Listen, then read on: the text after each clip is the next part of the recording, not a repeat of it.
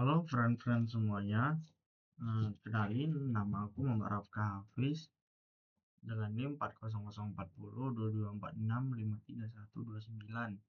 Aku dari Rekayasa Perencanaan Mekanik Sekolah Vokasi Universitas Diponegoro Angkatan 2024. Nah, jadi pada kali ini saya akan membahas bagaimana kontrol PID motor DC dengan Simulink. Oke, langsung saja kita masuk ke materinya. Yang pertama itu Pulse Width Modulation atau PMW.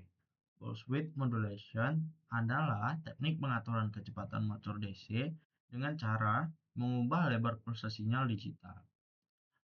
Duty cycle kecil, maka kecepatan motor rendah. Sementara duty cycle yang besar, maka kecepatan motor meningkat atau tinggi. PMW digunakan karena lebih efisien dan mudah dikontrol secara digital. Next, encoder motor DC 2 pin.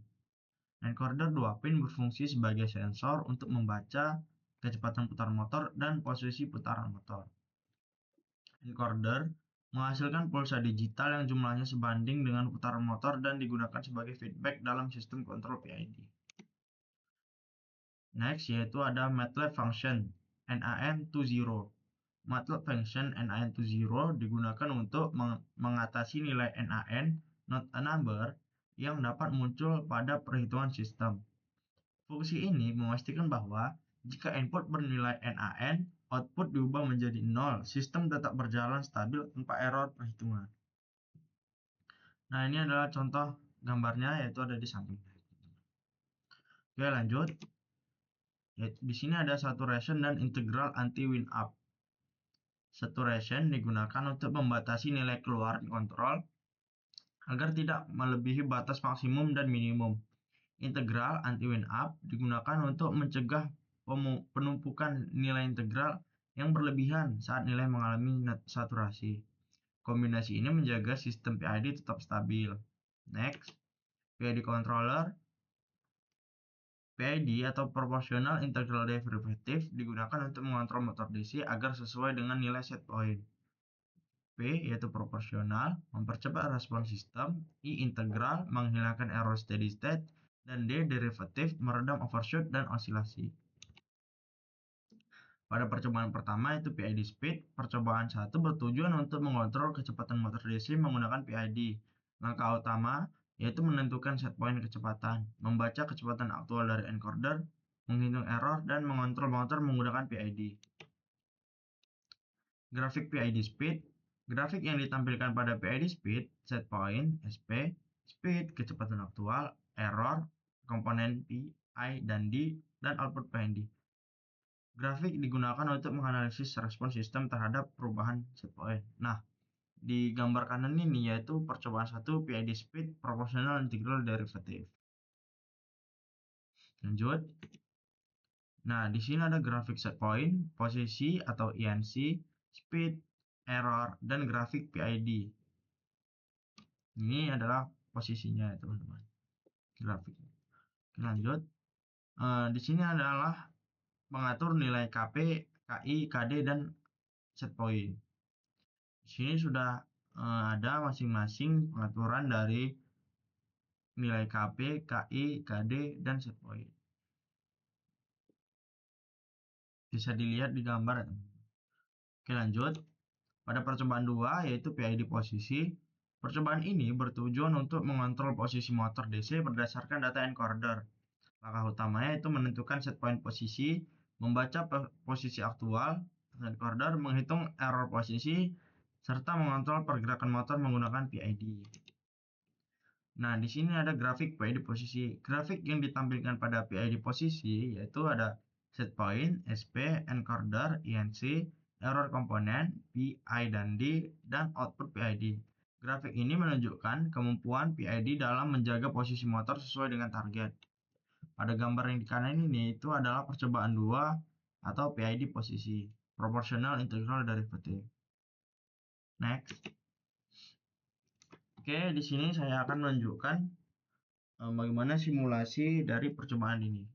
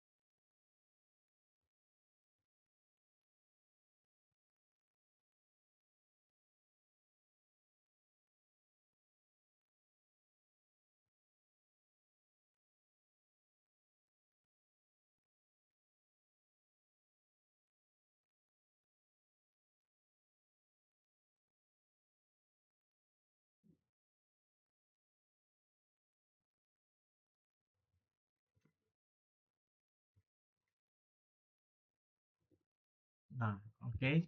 Itu tadi adalah simulasi yang sudah dilakukan pada simulasi. Yang terakhir yaitu kesimpulan. Saya akan menyampaikan sedikit kesimpulan dari simulasi atau pelajaran pada pembahasan kali ini. PMW digunakan untuk mengatur kecepatan motor DC dengan mengubah duty cycle sinyal. Encoder 2 pin berfungsi sebagai sensor umpan balik untuk membaca kecepatan dan posisi motor. MATLAB function NaN to 0 mencegah error akibat nilai NaN sehingga sistem tetap stabil. Saturation dan integral anti-wind up menjaga keluaran PID agar tidak berlebihan. Terakhir, PID controller mampu mengontrol kecepatan dan posisi motor DC sesuai set point dengan respon yang stabil. Oke, sekian dari pembahasan saya. Lebih dan kurang mohon dimaafkan. Evaluasi dari saya ke depannya yaitu agar lebih banyak lagi belajar dan latihan-latihan agar ilmunya bisa diterapkan dan diimplementasikan di kemudian hari.